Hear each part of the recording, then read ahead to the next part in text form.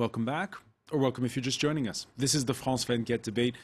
It's halftime for the mandate of Francois Hollande, 5-year mandate, 2.5 years, and his popularity is at a record low. We're talking about it with John Palassin, advisor to the recently sacked economy minister Arnaud Montebourg, and Elisabeth Moutet, columnist for the Sunday Telegraph, Raquel Garrido of the Party of the Left, and Anne-Claire Ruel, who is a media strategist and blogger. Thank you, all of you, for being back with us. A comment by Austin on Facebook. I had such high hopes for Hollande and Obama and them leading together in international affairs. It has been a sad reality. Elisabeth, on international affairs, do you feel as though Hollande and Obama have been a letdown together? Actually, I think Obama has been a letdown, but not Hollande. Hollande has foreign policy views. He has been fairly sort of strong in the fight against Islamic terrorism. He's been very good in Mali. He was welcomed as a savior, quite rightly so, by the Malian people.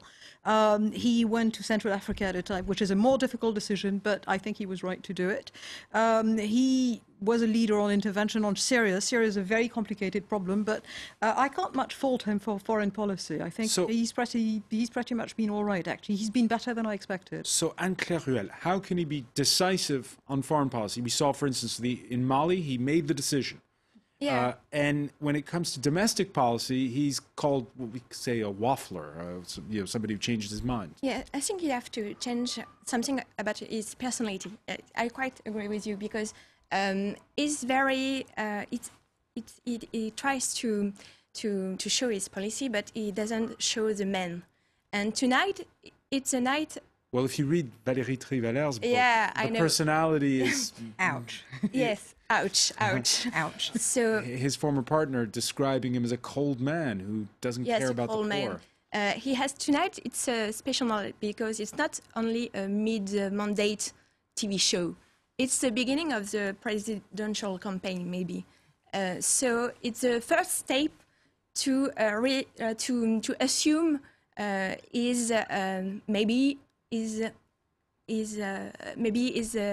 don't know if he will be candidate or not. Everybody says that he won't be candidate. Everybody said that he can't be candidate, and he wants to show that yes, he can, and is on the top of the state, and he is stay here. John Palassin, your thoughts on Francois Hollande, the person? I think, as it was mentioned, he can be a strong decision maker. Like he was on international issues. I think he's a man who served the Socialist Party for 10 years. He's a man from the left wing, and that's what I'm hoping for. I hope tonight he acts and he announces some measures as a left-wing president, a shift in policy for a more balanced policy. Would you like to see him run again for president? What surprises me with those French elections and the media is that, the election is 2.5 years from now. The unemployment rate is very high. And what we're talking about is that election in 2.5 years. That's not what the French people want to hear about. They want to hear about what is a legitimate question to ask. It's a legitimate question to ask. Is the president of France going to run for re-election? Should he run for re-election? I'm sorry. That question today is not the right question. I mean, the question today is how are we going to curb the unemployment rate? How are we going to make the life better for the French people? Raquel Garrido? I think 2017, which is the next presidential election date, is necessarily in the mind of the French because presidential elections always are. Because once again, it's an institutional dynamic. It's top-down. It's the French president concentrates the most of the power in France. So the other elections are undermined, and the turnout is very low generally in other elections. In any intermediate elections, you will have a very, very low turnout. The last election, the European elections, was horrible. You have, out of 45 million people that can vote, only 17 million, less than 17 million have voted. That 29 million people in the French country, in France, didn't vote. So they will go back probably to 2017 to have a say on this important power. But I think one thing is happening, though, is that figure, that character of your very powerful president is no longer longed for in France. And I for one thing, think that we're ready now and we're sufficiently grown up to have new institutions, to have a sixth republic where you have characteristics like recall possibilities.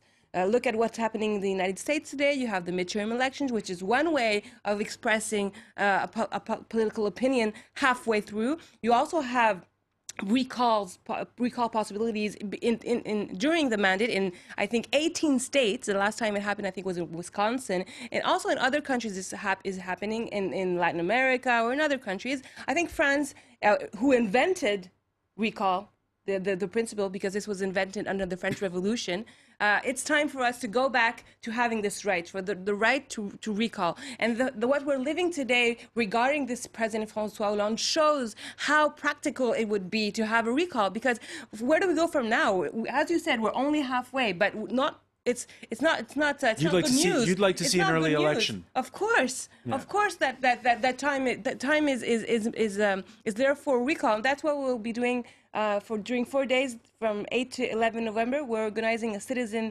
vote in favor of recall. And Claire Ruel, would you be in favor of early elections or? Well, I don't know. Early election is very complicated for all the socialist party. You know, it's like maybe they are in very huge difficulties. They have very huge difficulties. All the parties. It's the same for l'UMP. It's quite the same. For the Conservative UMP party. Yeah. A comment from Jay on Facebook. Although Hollande is doing it wrong, Marine Le Pen, the leader of the far right, is not the solution. And that's a specter that's haunting both the mainstream center-left and center-right parties, Anne-Elisabeth Moutet. Yes, and it's partly their fault, of course. Or Marine Le Pen is a real danger, because Marine Le Pen is, there was an ad for, I think it was Guinness Beer, reaches the parts that other beers don't. And Marine Le Pen reaches voters that other political parties do not. And that is what is truly scary about that. She is a populist. Half her new voters come from the left. She has that's true. Untrue. She has hired I don't know where people. You got that, but it's totally untrue. Well, the European elections, can I she got finish this? 4 million votes. Honestly, That's there have been reports from reaching Please, Raquel, there have been reports from Sebipoff about this. You can discuss it afterwards. But still, she has hired people who used to work for Jean-Pierre Chevènement. She has hired Florian Philippot, for instance, who used to work for Chevènement. There's a new guy who also used to work for... She has got technocrats from the extreme left. So, no, and what she's saying, in effect, is what you're saying. She's saying the French economy must be protected. We must get out of Europe. Yeah, she's also saying that we have to throw out of the immigrants. I'm not saying all her policies. She has extreme left and extreme right policies, and they're nationalistic and socialistic, and I leave you to make a compound objective on this one. I shan't. But she is talking to people, and she's telling them people are not listening to you. I would say that the most important analyst in this country, in France, is a geographer called Christophe Guilly, who's been writing about La France périphérique, peripheral France. These are the people who do not live in the bourgeois center of cities, who do not want to live in the difficult projects around the cities, and who live in places where there are no jobs, where nobody pays attention to them because they do not riot, who do not get helped, and who are feeling that everything is escaping their control. Everybody tells us that France is in danger of having zero inflation, as if this were something horrible. But if there is zero inflation in France, if every day you go and you buy meat, and you buy washing powder, and you buy bread, and then you buy a plasma screen, and then there is zero inflation. But for everyday expenses, people know perfectly well that life has become very expensive. I keep saying, I've said this before, but I'll keep saying I shop in Germany in summer. And in supermarkets, it's about 40% less expensive. And people in Alsace and Lorraine go and shop in Germany. People know this. They know their everyday life. They know that life is difficult. They know that when they've lost a job, they will not find another one. These are people who are not being answered by anyone. You've got Hollande, who's hired nobody but people from his own class at ENA, the top government school. I'm not even saying other énarques. I'm saying people from his own class. You've got people on the right who sound exactly the same, and most of them come from the same class. There is one woman who sounds different, and she's giving all the wrong solutions, but she's pointing at the right problems, and that's Marine Le Pen. And that's a real problem, because I truly think that she's dangerous, and that the people who follow her are unpalatable. But if no politician in this country is capable of addressing those people and telling them not, you are different, you are not educated, you are not the people, if you were more educated, you will listen to us, we will have Marine Le Pen elected at the top office, and that's a real danger. John Palestine, we're back to what a minute ago Anne-Claire was talking about, which is getting your message across. And it's true that when you're in government these days, well, you've got Brussels and Frankfurt with the ECB and all this. It's kind of complicated to explain it all to ordinary voters. Did you find that getting your message across was much more of a challenge than you thought when the left took power in 2012? No, I worked for a minister who I think got his message across. And I mean, it was music to my ears. I mean, we've been fighting for 2 years to try to act for those people you were talking about in Guy Louis' book, which was largely read on the left wing. And at the moment, those people voted for socialist MPs in 2012. Sure. So without trying to imagine there will be a presidential election before 2017, maybe the president should listen to Parliament, to those MPs who kept that bond with those people who are having a hard time at the moment. Maybe listening to Parliament. And what are the chances of the far right being in the idea. second round of the presidential election? I mean, the polls are clear. Marine Le Pen is the first opponent of the socialist government today. That is the major issue. The first right-wing opponent, according to polls. Not the first left-wing opponent. I mean, the first left-wing opponent is Jean-Luc Mélenchon. Yeah, the first left-wing opponent. But I mean, in the polls, the most significant opponent is Marine Le Pen. And the but right there is wing, a difference. I mean, in France today, you have the Yeah. president. He's caught into two oppositions. He has usually you only have one opposition, and now he has two because he's shifted so much to the right that he actually has a very important opposition in the left. But at the Yeah, moment, but Marine Le At the Pen will be in the moment. second At round. the moment, it's Marine Le Pen. She will be in the second at the round, moment, whoever Marine Le is Pen against her. is a bigger threat. Yeah. And that is the main objective issue, to carry out a policy for those people you were talking about. It's a divide in the French left. All right, a reaction on Twitter. When a political system is dysfunctional, changing the ruler or politicians won't alter anything. By the way, this rise of the far right, it's not just in France. We saw it recently in elections in Sweden. We see it in Britain with UKIP.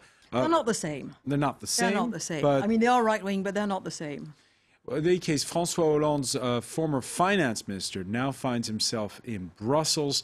And there, too, the issue is what we've been talking about, whether you tighten the belt or whether you infer more stimulus. New European Commissioner Pierre Moscovici sending out a pretty blunt distress call when he spoke to the press on Tuesday. And this is why President Juncker is right to call our Commission the Commission of the last chance. If during the 5 years to come there is no clear perception of a clear will and a strong action in order to move towards more growth and creation of jobs, then people could despair of the European project. And this is why we need to add a new dimension to the European policy. Stabilization is and was necessary. Now we need more dynamics in the economy. Pierre Moscovici's remarks there, they seem clearly directed at Germany. It's waffle. It is waffle. I mean, really, I'm really sorry, but fail at one job and then get a better job in Brussels. Or lose an election and then get elected, get the real too. power. Yeah, exactly. It's, at the end of the day, you've got the figures, and the figures are terrible. And so I don't think he's, I don't find him convincing. And I might add that Europe, I'm pro-European, but I think the European Union has the onus of cleaning up their game, because they are still talking down to the people as if nobody had a voice in this. They are bringing us the fascists. I mean, I would like to stay in the... But it's pretty within clear when he European says this is the last chance commission, we've got to do more for stimulus. You're saying that's waffle? I'm saying, how many times have they said this is the last chance? Nobody believes them. One day it happens, though. One day it happens. And I really hope This is that Pierre true. Moscovici is saying what will actually happen. It's to say a different monetary policy and a different approach to growth and to people from the European Commission's part. But that's not why Juncker was elected. Had they wanted to do that, they wouldn't have elected Juncker. Juncker Don't is very shatter my clear. hopes. Well, you also have to be David Cameron will want realistic. And also, when you're into $1.62 politics, it's billion. important that not to lie to people. We were talking about personal characteristics for Yeah. Francois Hollande. Yeah. He's a liar, for one thing. This guy is able to say one thing, do the exact other, or say one thing knowingly that he will do the exact contrary. It's called lying. And why does he do this? Because it's possible in France. Because you can lie, and no one is able to hold you accountable for your lies. That's what's happening today in France. Well, what are you referring to here specifically? Well, one example, the first one that comes to mind, about VAT. When they were campaigning, Nicolas Sarkozy wanted to rise VAT, and they said, no, this is very bad policy for many reasons, because it's bad for economy, it's bad for people because they have less money, and they got elected, and then what do? They rise VAT. 0.4 All right, but points to getting back to 20%. And that's one of the many examples but of getting things back they to said they would do and they didn't. To the issue that's now concentrating the minds, not just in France but across Europe, this threat of deflation that's going on at this particular point in time. Well, it might happen. How real is that threat, and how much of a threat is it, John? Well, it's the biggest threat in economics, and I'm not an economist, but it's the biggest threat in economy. It's what happened in 1932. In that time, France carried out an austerity policy, and things got worse. Deflation is terrible because economists don't exactly know how to exit that situation. You all listened to Paul Krugman, the Nobel Prize in Japan last week, where he apologized for what he said about Japan not carrying out the right policies to exit that long deflation situation, which brought Japan down for 10 years. Why? Because he said Europe, the European Union, is not able either to carry out those policies. That is the emergency today, to change the economic And is policy. Germany the problem, or is in that respect? We always said that a real discussion with Germany, a different balance in Europe, thought about a European common interest is necessary. Not only, Germany can't only defend German interests in that. Germany is paying for all of us. So No, we're paying for the Germans. well, no, they are still. I mean, they're the ones Tell with the the biggest contribution to Europe. Tell the 50% of the Spanish youth that are unemployed that Germany is paying for them. I don't think you'll get a nice answer. Well, first you first have a bubble, and then when the bubble breaks, say, oh, you're not paying for. Whose us, bubble this is was what- it? That was Whose the bubble Spanish was bubble. it? How can the No, people the bubble pay for is the the banker's finance bubble? sector's bubble. That It's is a the banking issue. bubble. It was also a real estate bubble in And who financed more are than the a bank. banks? The Spanish And who are banks the were banks? relatively responsible. It was not so much. Ireland had a banking bubble. Spain had a different bubble. I mean, the crises do not look alike in each country. Yeah, but 10 of It was a out of the huge 10 debt largest crisis. banks in the world, 4 of them are French. So the responsibilities of the rich countries All of right, the but European Union are very, very important. Anissa Moutet, right now the discussion at the European level, it's not just the French president. We're hearing the Italian prime minister also saying, let's ease off a little bit on belt tightening. We need more stimulus. We need more projects. We need more public investment. This message, the Germans are talking about while the Germans are talking about a balanced budget in their country. I think our problem in France, the Italian problem is a bit different. And I mean, I really respect the Italian prime minister, who's a very competent man trying very hard. Italy has got more of a leeway in many ways because the majority of the Italian debt is held by Italian savers, by the Italians themselves, and not by foreign lenders who might demand their money anytime. So that's very different. But I'm not saying you shouldn't have investment at some stage. The thing is, in France, we invested in things that were of no use whatsoever, and we've squandered public money for years. And I'm not just saying that I'm not saying the right didn't do it as well, but the French state has been living above its means for years and years. Exactly. Again, we are In spending what? 10% more of the GDP on public expense than any other country in Europe. All right, France, in any case, real is problem. Europe's playing by German rules. Europe is playing by German rules, but We're coming up this weekend on the... we missed many opportunities. It We're- was a socialist chancellor in Germany who turned around the German economy. And the German economy, you might say quibble about details, but by and large, the German economy is doing very well. Thank you. We're coming up this weekend on the 25th anniversary of the fall of the Berlin Wall, of reunification. When you look at the Europe we have today, how do you think France's position is vis-à-vis this reunification? It's not the same world. It's not the same world because we got all those extraordinary countries in the East. And frankly, I mean, I remember the Cold War and having the Czechs and the Latvians and the Estonians and the Hungarians, whatever their policies may be day to day, it still is very impressive to have them within the European Union. But that also means that Europe was a French-German club for 3 decades. And the Germans were ashamed of their past, and the French were a little bit ashamed of the economic prowess next to the Germans. So together, they were masters of the world. And this is over. We have a multipolar Europe the way that people advocate now a multipolar world. And the French influence was, when you've got 28 members, it's obvious that French influence is not the same. There's nothing you can do about it. Live with it. Deal with it. It's not working. That multipolar Europe is not working. Well, I would argue that the multipolar world doesn't work either, but we have to deal with what we have. Well, we decided, in politics you decide about what you have, especially in Europe. And maybe we should have changed the European institutions before bringing all the other countries in, so we could propose them a functioning European Union.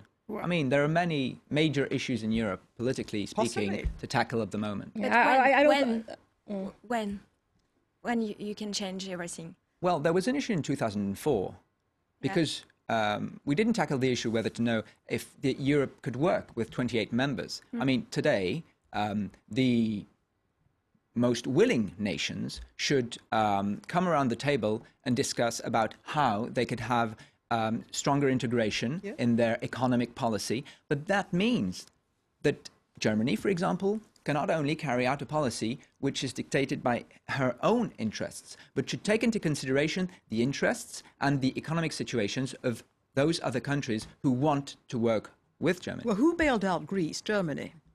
No, right. come on, please. We're Germany wanted. The German We're going to leave it there. One final final comment for you from Make No Comeback Possible for Hollande after 2.5 years. Failed. Start preparing for the future. Dear, not much love being shown by the viewers there. François Picard, just one last thing. Just always remember that France's growth, 80% of its growth is driven by local consumption. The first thing you need to do in France is raise wages to put minimum wage at 1,700 euros. The final word going as to the Raquel unions are asking. Garrido. That's the reality of the matter. Go, and I don't like the idea of more people being out of a job. I want to thank as well John Pallison for being with us, Anne-Claire Ruel, Anne-Elisabeth Moutet. Stay with us. Our Media Watch segment is next. Yeah.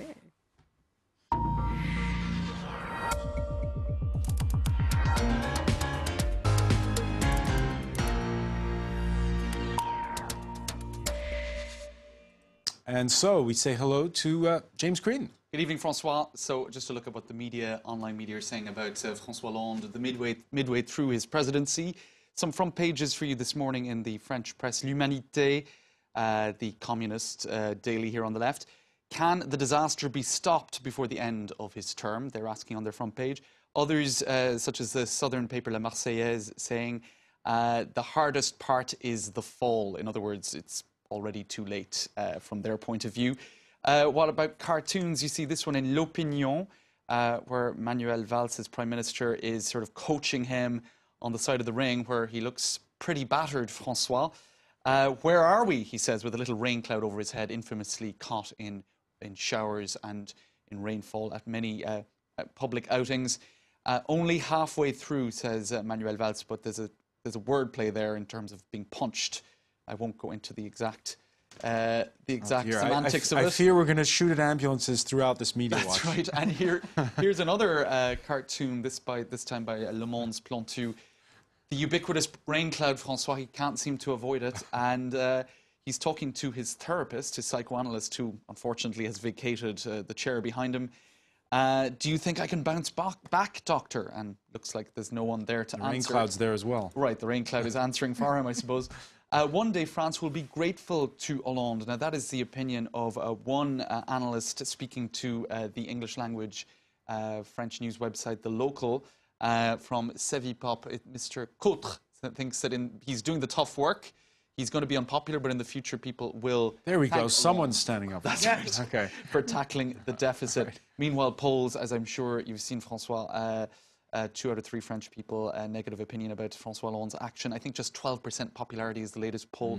So clearly, midway through, things still not looking very good. Francois Hollande, unpopular, but no rival within the Socialist Party for now.